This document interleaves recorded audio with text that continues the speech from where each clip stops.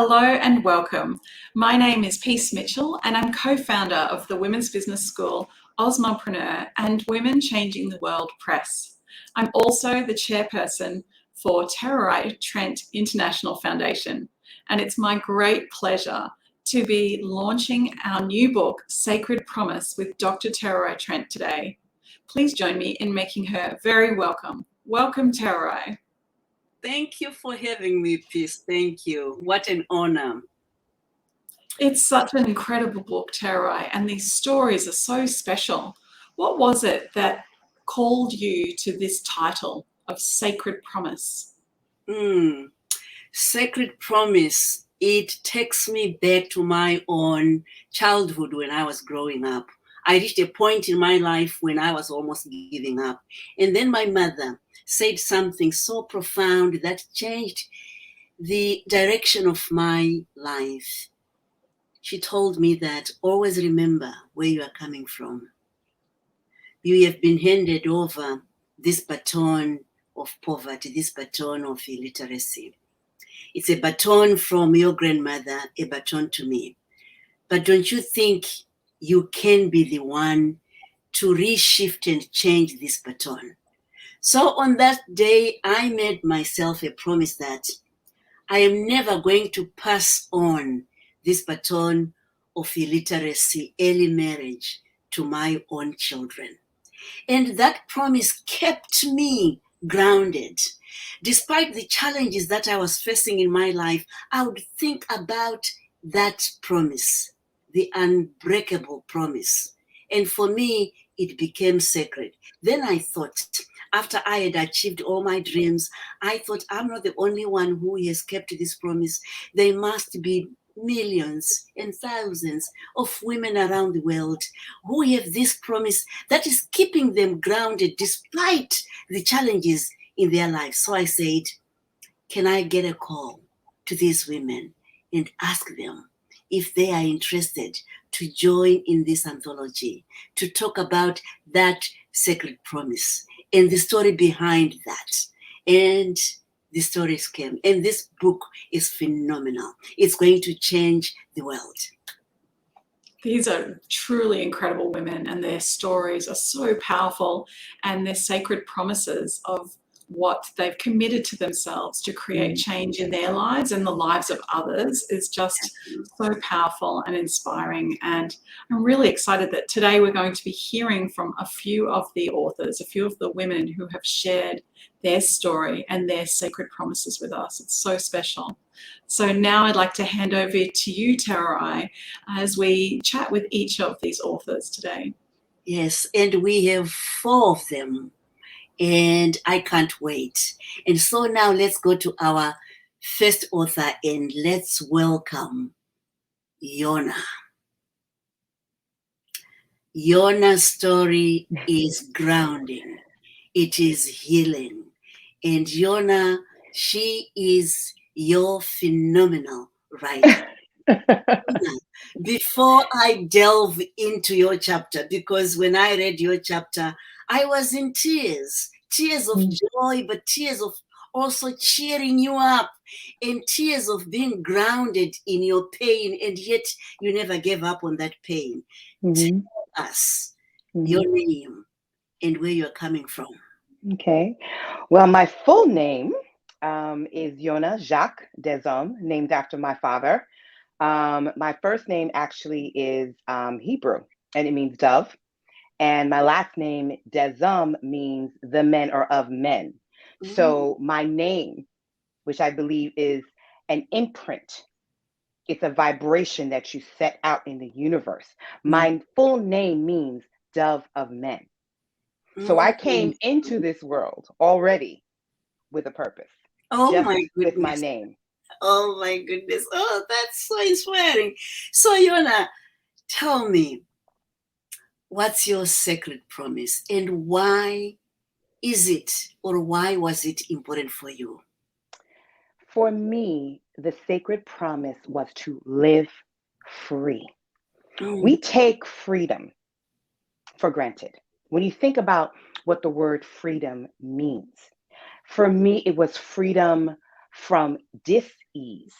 disease of the mind, Mhm. disease of the body, Mhm. and even more profoundly, disease of the spirit. Oh. I had a bunch of things going on, Tererai. As you know, we were working together when things began to really, unfold. And I believe in divine connections. Mm. I believe in divine connections. And I feel that our connection at that time, although I didn't understand it, was to bring me here today. Mm. Because at the time, what you did not know is, and that, we were both actually uncovering and discovering as we got to know one another, is I was battling two diseases at the time. Wow. One disease was alcoholism that I had fought for years, Mm. Mm. to the point where I was so deeply unhappy. I was caught up in my own sense of perfection and needing to be perfect and needing to be this woman that everyone else saw Mm. and Mm. believed in except for me. Everyone would say all these wonderful, amazing things, and I felt like I was an imposter. I felt like I could Mm. not live up to the ideal. So I Oh. would drink in order to anesthetize that pain. Mm. And Mm. when you drink, you get, I was a happy, kind of drunk. So when I would drink, I would forget about those things and I would just, be happy and joyful because in those moments, I wasn't thinking about the fact that I wasn't happy. I wasn't thinking about my imperfections. I was just trying to find a way just to get moved from Yeah. moment to moment. Yeah. So, finally I got to the point where I was just completely broken. Mm. And I knew that I needed to get help. And I believe that it was God's intervention because God was saying to me, hey, baby, you need Mhm. to get it together, sister, because I have something Mm. else coming down the Mm. road that I'm going to need you to be a warrior for. Mm. Mm. So just a few short months after me making the conscious decision to become sober, Yeah. through AA and through the program and through this, this spiritual awakening, I had started to feel unwell. I thought that, me not being able to eat or having very little appetite was some bug, that I picked up. I had been traveling, and I wasn't really eating what I normally would eat. So I thought that it was an easy fix, but then I lost weight very rapidly. Mm. And, soon after a series of tests, and a dream that I have, which I talk about, in my story, because I Yeah. believe that we're all connected, spiritually, and that when the divine needs to speak to us, Uh-huh. she finds a way to talk to us. And what the dream revealed was that I did have a tumor, which I Mm. soon discovered was cancerous. Oh. And after a series of tests, I was told that I had stage 4 stomach cancer. Wow. And there began my journey. But I knew, even from that first moment, that I was going to survive this. I knew I was going to survive this because I knew that my time was not over. Yeah. There were too many signs and symbols. Because again, I believe that once God wants to speak to you, he shuts you down, he makes you quiet. Mm. And this disease shut me down, and I was able to reconnect with my divine self. Yeah.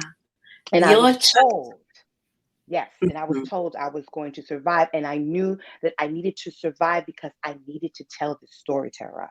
Oh. I needed to share this victory. I needed to show other women Yes. that you don't have to be enslaved Mm.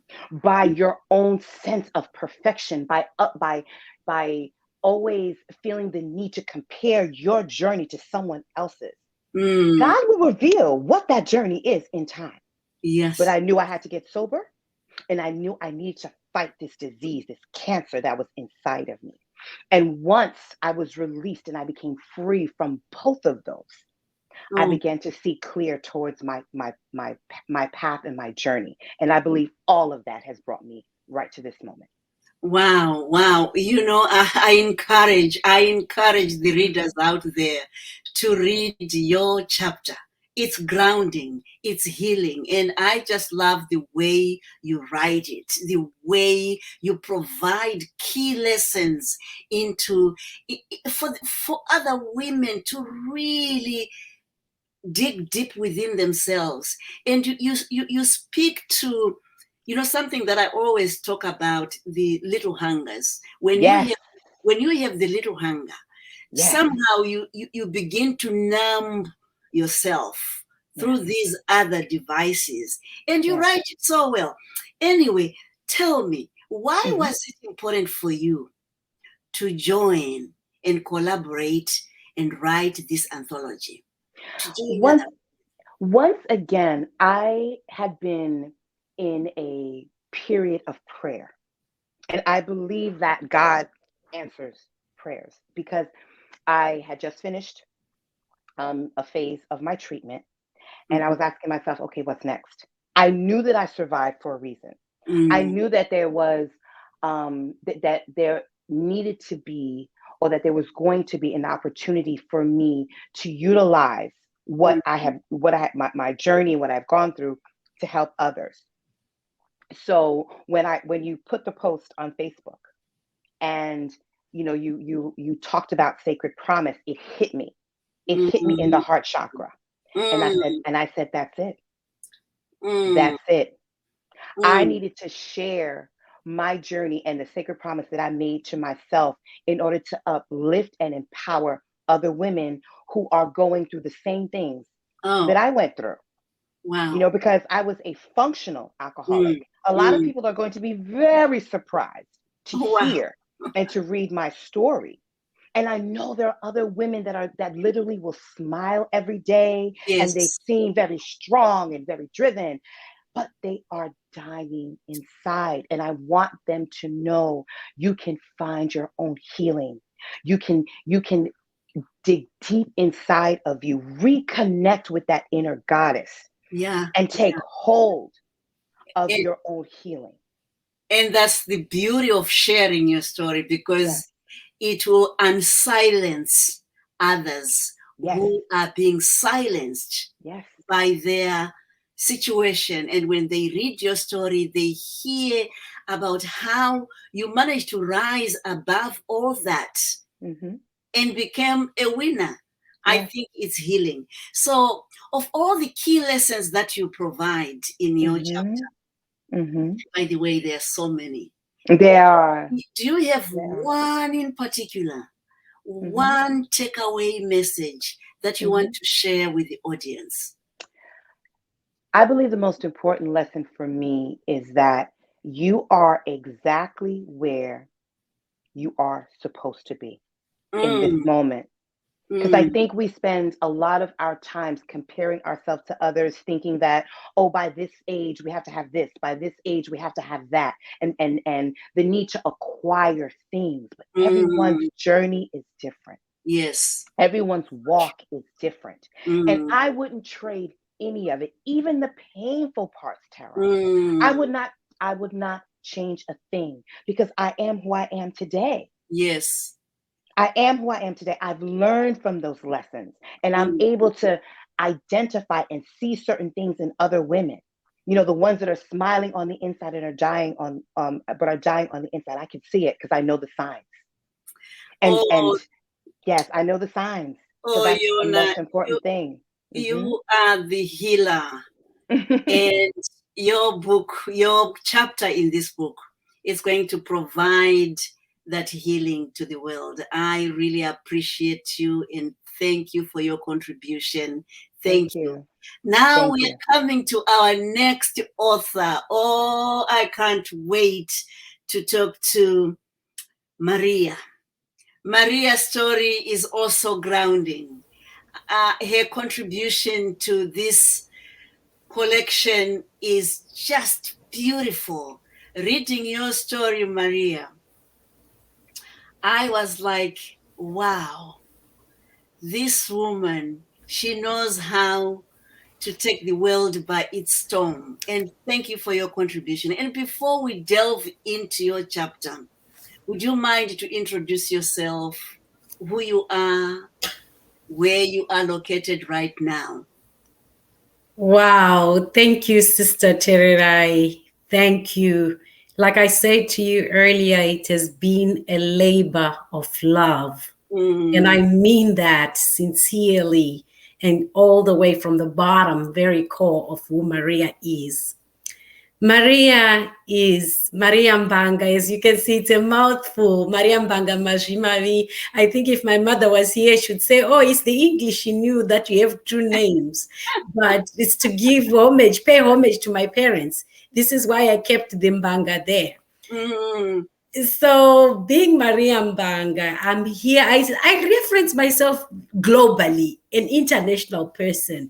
The reason I say that deliberately, Sister Tererai, is because I am between Canada and the US, and of course, Zimbabwe, our home. I find myself globe-trotting throughout the year in those three vicinities. I'm sometimes in Zimbabwe 3 months, I'm in Canada 6 months, I'm in the United States. But currently, I am based in Texas, United States of America. Wow, wow, wow. Well, welcome to this panel. Well, tell me about your chapter. Tell me the secret, the sacred promise. Why that promise? Why is it grounding to you? And what was it? Wow. You know, I've never been one to share my stories. I've read others and I've presented other people's stories. So starting with that, it was more, I didn't know where to start because I felt I had so much to share. And yet not prepared holistically to say, this is what my story, because it had a lot of things in there that I felt it could either speak to the woman, it could speak to the young girl, it could speak to the grandmother who's probably raising the daughter after she has lost her children. So you find my story as Maria was inspired looking at a young girl at the age of 8, 9, and you're taken to a multiracial school. And what was normal then became abnormal for me because it was very skewed, as I say. Because you're taking a child who's looking at life is all about play, you have your friends, you're enjoying life as you know it.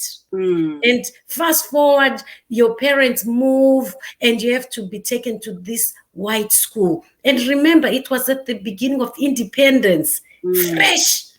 And yes, it was something that my father probably thought we would be excited about it. But as Maria, that's where you realize the unfairness of the world. Because you're only a child and you want to be part of the play. Because that's what we do when we're children. Life is about play and games. And suddenly you realize there's something peculiar about that situation you're in. And you realize that break time or recess, as we called it, is no longer the same. You find yourself sitting in the pavilion and reading a book. I wonder whether it was so much for the love of books, but it's because I know, the situation just aided itself that I sit in the pavilion and read. So and that's where the love of literature came. So how did those experiences shaped your promise? And what is that promise? I vowed through the lenses of a 10-year-old that regardless of who I am in terms of racial color, creed, nationality, I would ensure that the girls and women who looked like me would never, ever go through the pavilion scene. They would see themselves as equal and equally with dreams. That would be the driving force of who they become, believing in oneself. And in that process, learning to look out for each other. And that's what was built in Maria, because I would look at the fellow Black girls that later joined in the preceding years. And I was now an oldie. So it was always there, readily available to lift their hand. So when I was honored in 1981, 84, fast forward, being the first Black head girl in that school, I knew I had a purpose in life. God had put me in that school for a reason. I didn't know it during that time why. But as I got older, I started realizing that no, the purpose that God created me is to ensure that I give hope Yes. to the downtrodden, to give hope to the young girls who have dreams, just like Maria had a dream. Never in the closet did I envision myself being in the United States of America, but it is a dream that unfolded. And what do I tell the young girls? That yes, you are not defined by where you come from. You are not defined by yesteryear, by the scars of yesterday, but you have everything God given and ordained in yourself. First, you have to have that dream and you have to hold on to it. And you have to believe in that dream. Do not let anything stop you from achieving. But never forget, we are each other's sisters, which means you are there to uplift another sister. You are there to uplift a woman as long as she is in a precarious position or somewhere where you feel she needs you.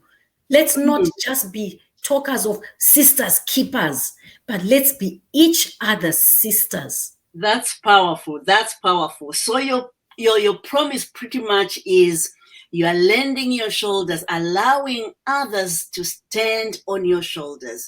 You are creating yourself to say, here I am, Maria. Can I be the fertile ground for others to thrive? Oh, that's just powerful, Maria. So tell me, is there any one key lesson that you want to share? Because when I read your book, there were so many nuggets of wisdom.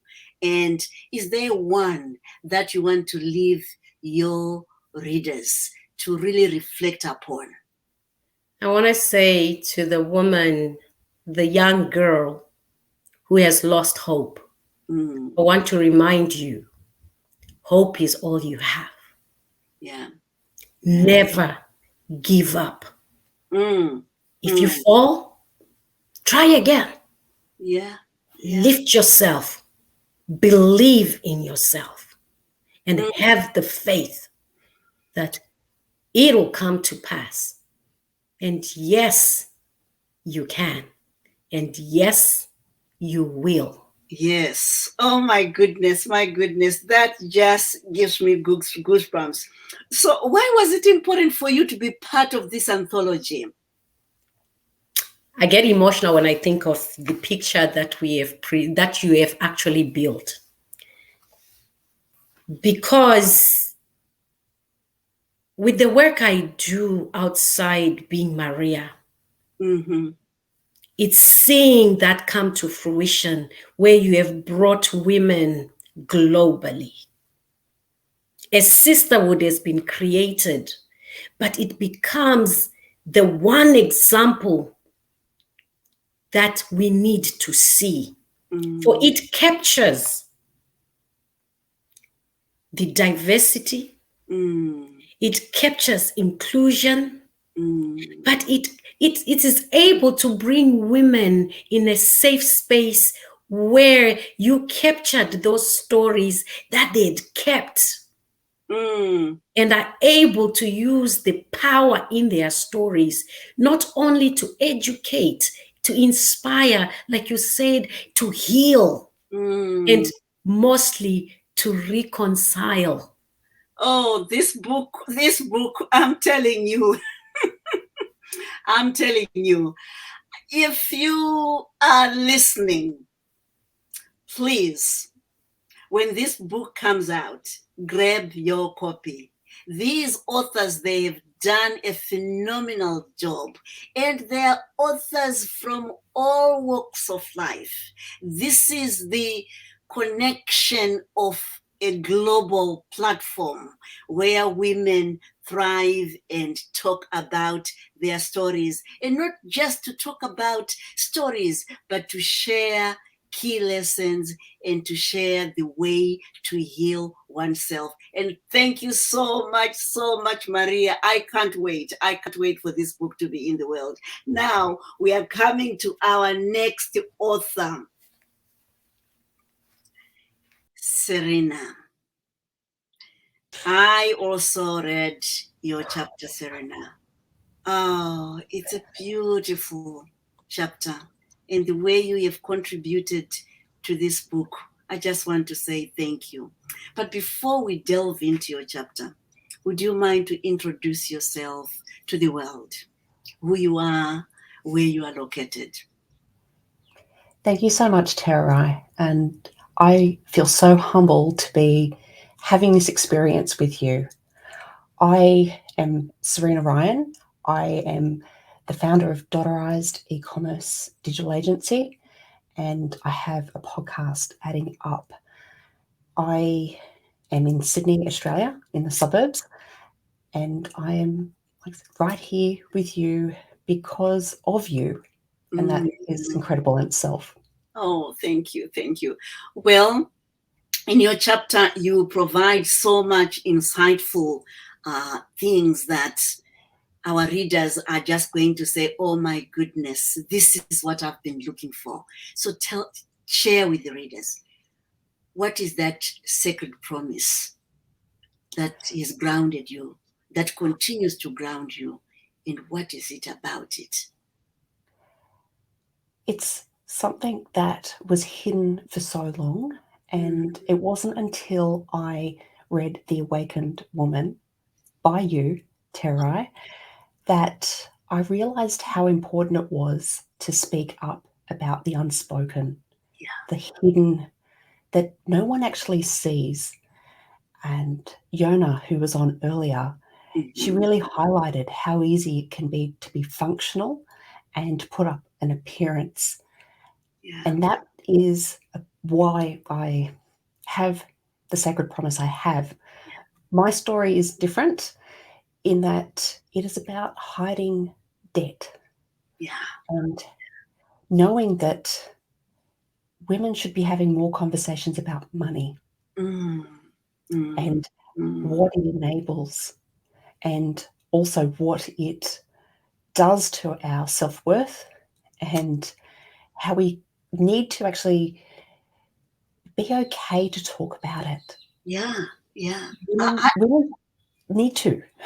I loved it. I love the way you write it, because, you know, many women, they don't talk about money and they don't talk about their debt because they think that if I talk about what I owe, it's a weakness. But the way you say it, you write it in a way that will inspire women to say, I have to put a voice to this money thing. I don't have to live hiding myself, and there's a way out, and you provide that. So before I go to the key lessons, why was it important for you to be part of this anthology? It was the way you came to me. I was at my lowest point.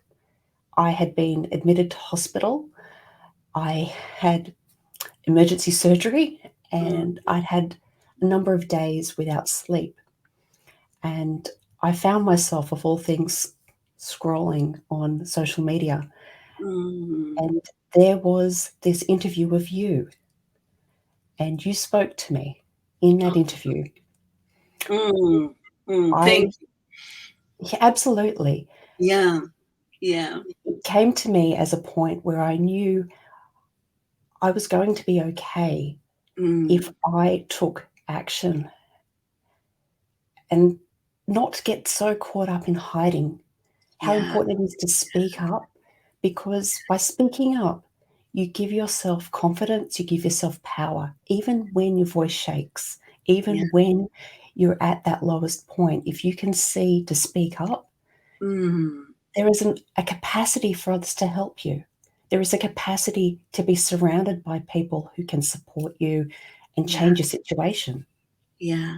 Yeah. So it was important for you to be surrounded by other authors, by other women, and then you bring your own experience, and then you get to learn from other authors just like you. Oh, brilliant. Absolutely. Brilliant.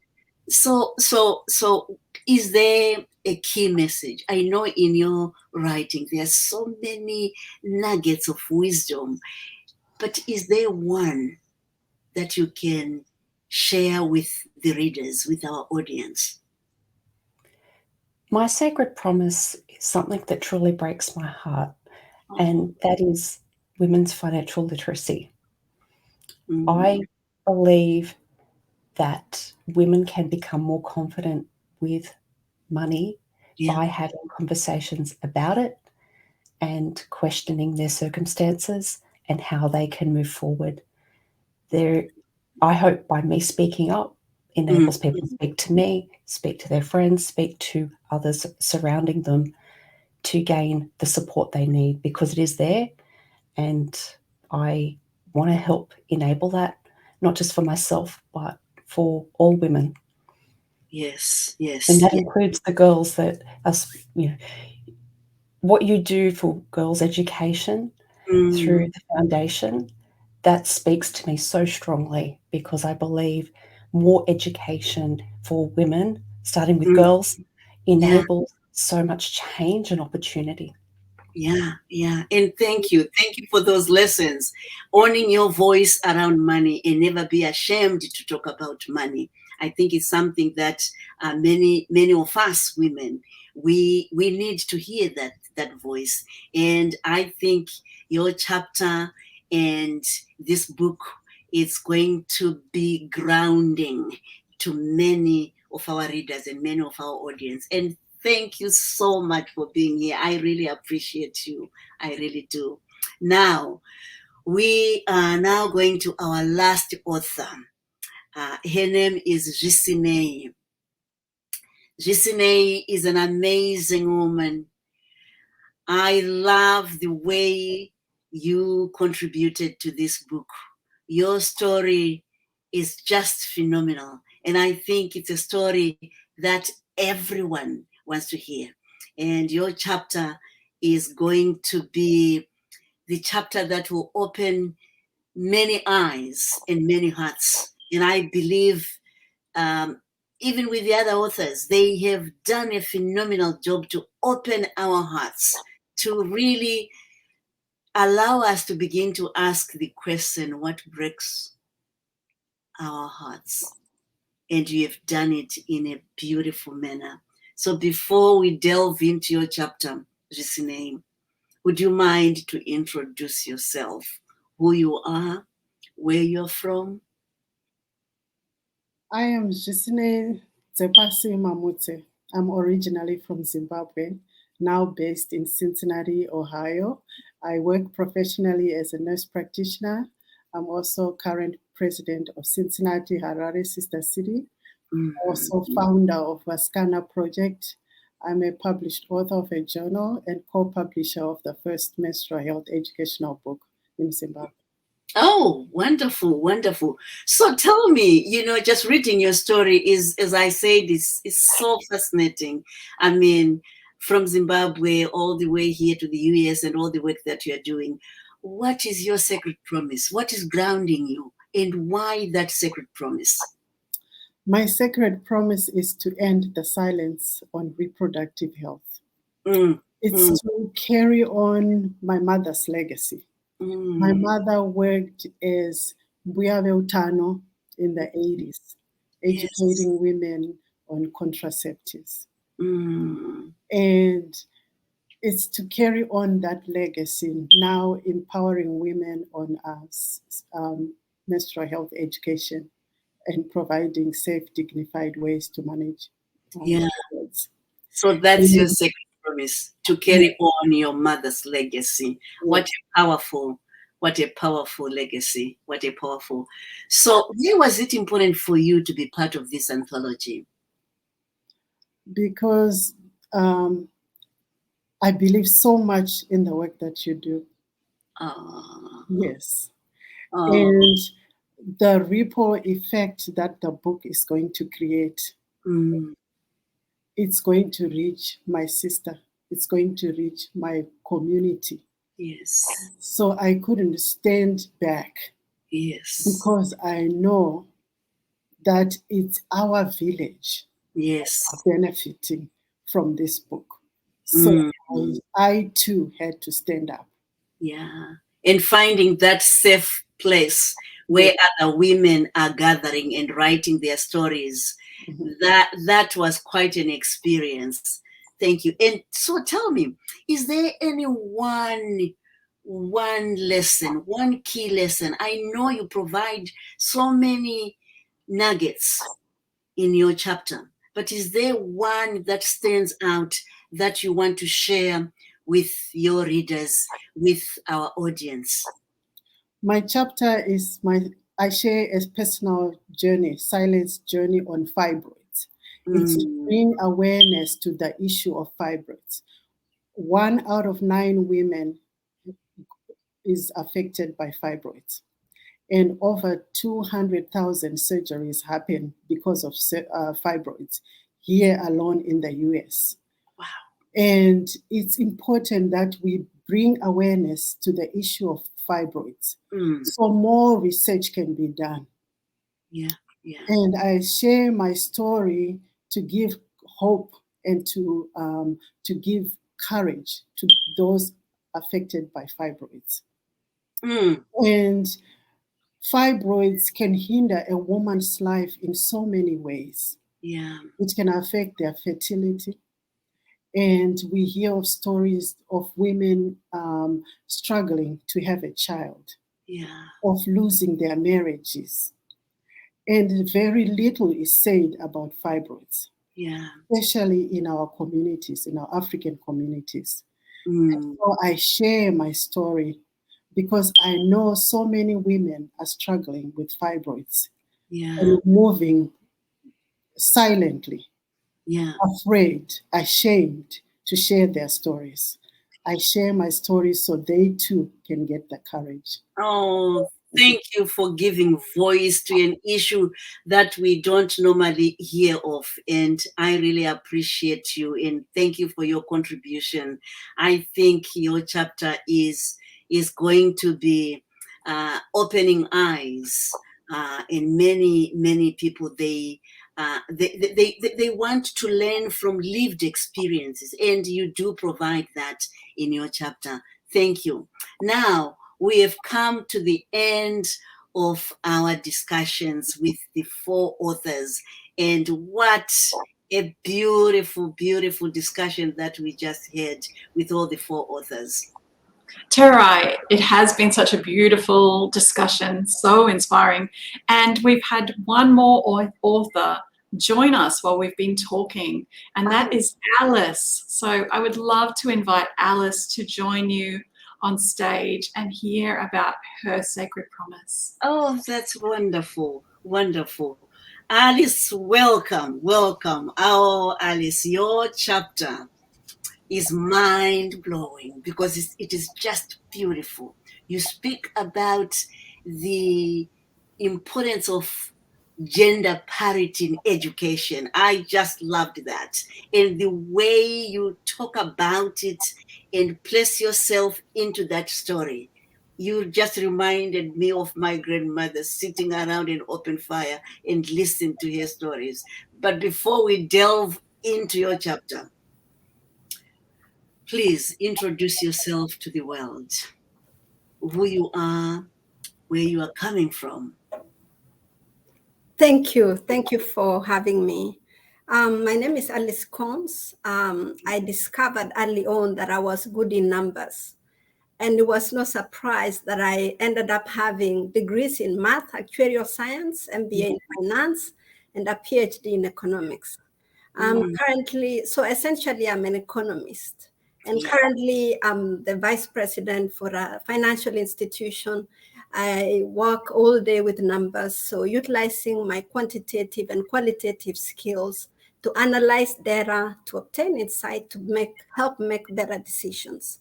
And I love helping people. I love helping in my community. I take hikes when I can. I do interior designing, and I entertain family and friends. So where are you from right now? I'm coming from Dallas, Texas. From Dallas. And originally you are from Kenya. Kenya. Kukenya hakuna matata. Oh, thank you. Thank you for your contribution. Let me ask, what is your sacred promise? You write it so beautiful in your chapter. And I just want the readers and the listeners to hear it from you. What is your sacred promise? And what is it about that promise? My sacred promise was to obtain my education to the highest level possible, and that was to get a PhD. And the reason that is that I come from a place in Kenya, my community in Kenya. Educating girls was not an option. So, yeah, girls are considered part of property. I mean, at least at that time, family property, and they are supposed to get married. So I saw early on that an education would change my life. And I wanted the community to believe in educating girls, to see the value of educating girls. I wanted to be the reason for the community to have a change of heart and give a chance to girls, just as they are given to boys. You know, educational opportunities for girls can help improve the community, the country, the world. And I wanted to be that example. Oh, thank you for being that example. Thank you. And I bet your community is so proud of you. So, why was it important for you to be part of this anthology? I have wanted to tell my story for so long, and this was such a great opportunity. Not only being part of who you are, Dr. Tererai, but also being part of the incredible women who are changing lives all around the world. And as an economist, I believe in the power of numbers. So together we can do more. Yes, can inspire one person, and the other incredible women can inspire another person. Then together we can do more. We can inspire the world and change lives. You remind me of somebody mentioned it that I think it was yesterday. If you want to go fast, go alone. But if you want to go far, go with others. And I think the writing process really helped us as authors to share our own experiences and to share how to write and really make sure that our stories are there to inspire and are there to heal others. That was brilliant. But tell me, of all the wisdom that you provide in your chapter, is there one key lesson that you would like to share? Yes, everything about my background could have been the reason to blame others, to blame my parents, to blame the community. But I encourage people, I encourage whoever is listening to use the tools around them to be the change that you want to see, and that dreams are achievable no matter the obstacles. Just believe in yourself and use the tools around you. There are people who have good interest, or they have interest to help you. So use the people around you, set goals, and make promises to yourself and follow through with that. That's beautiful. Those are the key lessons that we all need to hear, and we all need to adhere to those lessons, you know, because we need one another in this life. But at the same time, we have to take some responsibility. And I love the way you say we don't need to be blaming others, but to forge a way to solve some of the problems that we have. Oh, thank you. Thank you. Now we have come to the end of our discussion with the 5 authors. What an evening. This book is going to be mind-blowing.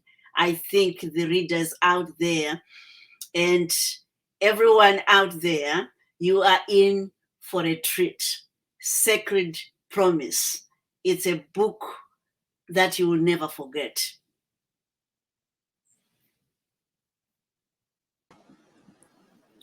Oh, Tererai, these women are so incredible. I just loved hearing them talk about their sacred promises, and the journey that they've gone through to get to where they are today is just so inspiring. Yeah. Oh gosh, it's amazing when women come together and they decide on one thing. They make the world a better place, because you remember when these women coming and we were sitting together, discussing about this writing and each person's chapter. It was so heartwarming, because together we felt like this global sisterhood, because the authors are coming from different places: Kenya, UK, Australia, Botswana, South Africa, Zimbabwe, USA, everywhere. Women coming together. It's just beautiful. It was such a magical experience, and the collective writing where we held the co-writing sessions and we wrote together, knowing that, it was morning for me here in Australia, but it was evening for you in the US, but it was midnight for some of our writers in Africa and in Europe.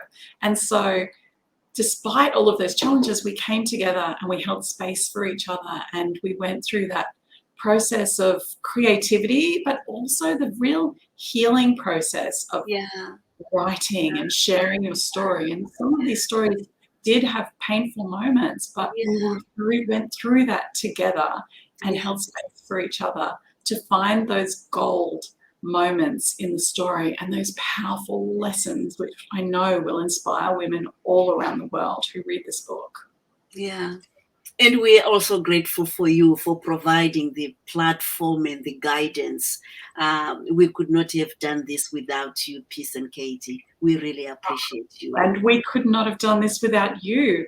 There's a famous quote. It goes, "Alone we can do so little. Together we can do so much." And it really sums up this beautiful book of women coming together in sisterhood, sharing their voices, amplifying their message, and inspiring other women to come together and commit to their sacred promises to make a difference in the world as well. I'm so excited about this book, Tererai. Me too. I can't wait. I really can't wait to get the book in our hands. It's just beautiful. Yeah. It's so exciting. So how about we bring up our authors and say hello to them one more time before we finish up. Yeah. Hello, all of you. Congratulations. It's just been such an inspiring session, hearing about your sacred promises and your journey and the stories and lessons you've learned along the way. Thank you so much for being part of it today. And your powerful voices. I truly enjoyed you. I mean, it's just amazing. I have a saying that my grandmother would say, do you have a voice that can match your dreams? Do you have a voice that can match the pain in you? And you have provided that voice in your chapters, that voice in this discussion. And thank you. Thank you so much, Tererai. It's all about sharing these voices. And for everyone watching, I encourage you to buy a copy of this book of Sacred Promise. Order it for your friends and family as well. It's a very powerful book. And of course, the proceeds from the sale of this book go to the Tererai Trent International Foundation, which is focused on girls' education and ensuring that girls get access to quality education and are given a brighter future. And the ripple effect of that is felt by their whole community. So it's just so wonderful to be a part of this program and this book, giving so generously to girls' education. Yeah, Tinogona, it is achievable. Thank you.